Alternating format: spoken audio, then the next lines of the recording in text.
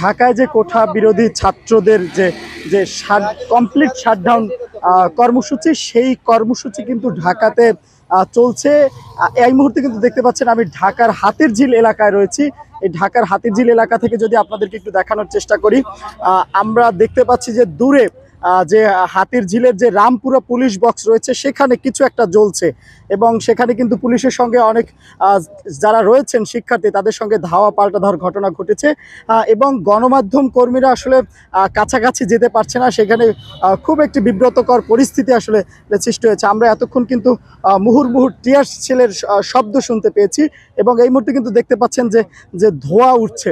এবং এই মুহূর্তে যদি আমি ঢাকার পরিস্থিতির কথা বলি, এই মুহূর্তে যে ঢাকার যে হাতিরঝিল এলাকা, এই হাতিরঝিল এলাকায় দেখতে পাচ্ছেন যে আসলে যে শুধুমাত্র যে পাবলিক পরিবহন, প্রাইভেট পরিবহন যেগুলো রয়েছে সেগুলো কিন্তু আসলে খুব কম পরিসরে চলাচল করছে। এবং আমি যখন এখানে এসে পৌঁছেছি তখন যে পাবলিক পরিবহনগুলো রয়েছে তার দুই একটি দেখা পেলেও এখানে কিন্তু যখনই সংঘর্ষ শুরু হয় এবং পুলিশ যখন শিক্ষার্থীদের ছত্রভঙ্গ করার জন্য টিয়ার সেল নিক্ষেপ শুরু করে, তখনই কিন্তু এখান থেকে সকল যে পাবলিক পরিবহনগুলো রয়েছে সেগুলো কিন্তু তারা সরিয়ে নিয়ে গেছে। এই কিন্তু দেখতে পাচ্ছেন এখানে কিন্তু যারা বর্তমানে আজকে ঢাকায় যারা বের হয়েছেন তারা কিন্তু এক ধরনের উৎকণ্ঠা এবং ভীতি এবং ভয় নিয়ে চলাফেরা করছেন। সবার মধ্যেই একটা ভীতি কাজ করছে, কখন কোথায় কি হয় এই নিয়ে কিন্তু সবার মধ্যেই একটা শঙ্কা আমরা লক্ষ্য করেছি। এবং দেখতে পাচ্ছেন যে আসলে সড়কের ওই পাশটাতে বাংলাদেশ টেলিভিশনের যে সামনের এলাকা তথা রামপুরার যে পুলিশ বক্স, সেই বক্সের এখানে কিন্তু আগুন জ্বলছে। আসলে আমরা ধোঁয়াই দেখতে পাচ্ছি, আসলে এখানে কিসে আগুন জ্বলছে সেটি কিন্তু আমরা এখন পর্যন্ত দেখতে পারিনি। আমরা চেষ্টা করব আপনাদেরকে সাথে নিয়ে সামনের দিকে যাওয়ার। তবে দেখতে পাচ্ছেন যে এই পথে কিন্তু যে যে যারা চলাচল করেন তারা কিন্তু ভীতু সন্তুষ্ট এবং তারা ভয়ে ভয়ে সামনে আগাচ্ছে। আমরা কিছুক্ষণ আগে দেখেছি যে এই যে জায়গা থেকে আমি এখন যাচ্ছি এখানেও কিন্তু যে শিক্ষার্থীরা ছুটে এসেছিল এবং শিক্ষার্থীদের ছত্রভঙ্গ করার জন্য কিন্তু পুলিশ মুহুর্মুহু টিয়ার সেল নিক্ষেপ করছিল, যেমনটা শব্দ কিন্তু আমরা এখান থেকে দেখতে পাচ্ছিলাম। এবং আমরা যারা গণমাধ্যম কর্মীরা রয়েছি তারাও কিন্তু সামনের দিকে আসলে অগ্রসর হতে পারছিলাম না। দেখতে পাচ্ছেন যে ঢাকার আসলে কোঠার যে সংস্কারের দাবিতে যে ছাত্রদের যে যে আন্দোলন, সেই আন্দোলনের আজকের যে যে কর্মসূচি কমপ্লিট শাটডাউন, সেই কমপ্লিট শাটডাউনের আজকের যে পরিস্থিতি সেটা কিন্তু দেখতে পাচ্ছেন। এই মুহূর্তে আমি কিন্তু রয়েছি ঢাকার যে রামপুরা এলাকায়, এবং রামপুরা এলাকাতেই দেখতে পাচ্ছেন যে আসলে কি পরিস্থিতি।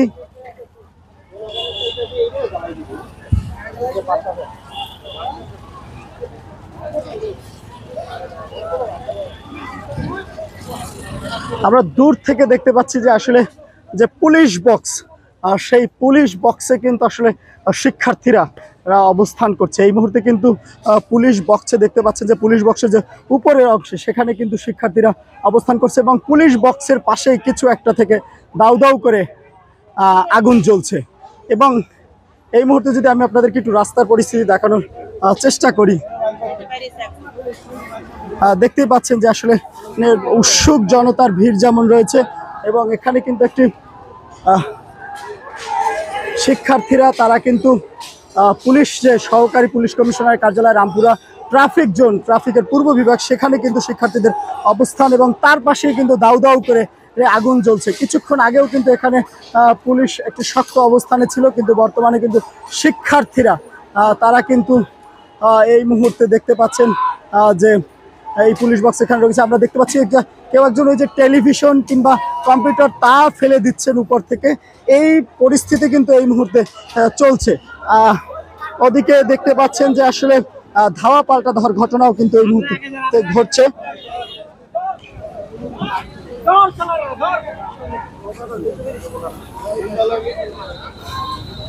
দেখতে পাচ্ছেন যে আসলে এখানকার পরিস্থিতি আসলে বলা চলে যে এক ধরনের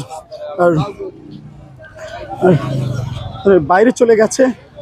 দেখতে পাচ্ছেন যে শিক্ষার্থীরা তারা কিন্তু ধাওয়া দিচ্ছে কাউকে।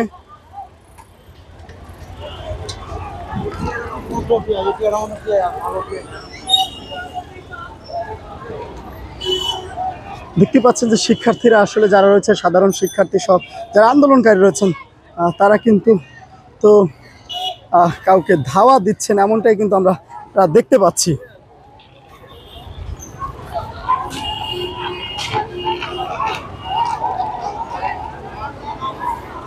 এখনো কিন্তু আসলে যে পুলিশ বক্সের পাশের যে আগুন, সেখান থেকে কিন্তু ধোঁয়া বেরোচ্ছে এবং ধাউ ধাউ করে জ্বলছে।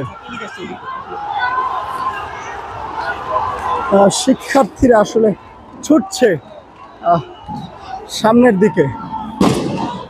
দেখতে পেলেন যে শিক্ষার্থীরা আসলে এদিক থেকে আশা ধাওয়া দিয়েছে এবং শিক্ষার্থীদের যে অবস্থান সেটি কিন্তু দেখতে পাচ্ছেন। রাস্তাতে কিন্তু তারা বিভিন্ন কাঠ ফেলে কিন্তু রাস্তা এই মুহূর্তে অবরোধ করে রেখেছেন এবং এমনটি কিন্তু আমরা শব্দ পাচ্ছি মুহুর্মুহুর একটু একটু পরেই শব্দ পাচ্ছি। এবং এখানে কিন্তু দেখতে পাচ্ছেন যে আসলে শিক্ষার্থীদের যে ব্যাপক অংশগ্রহণ তারা কিন্তু এখানে রয়েছে।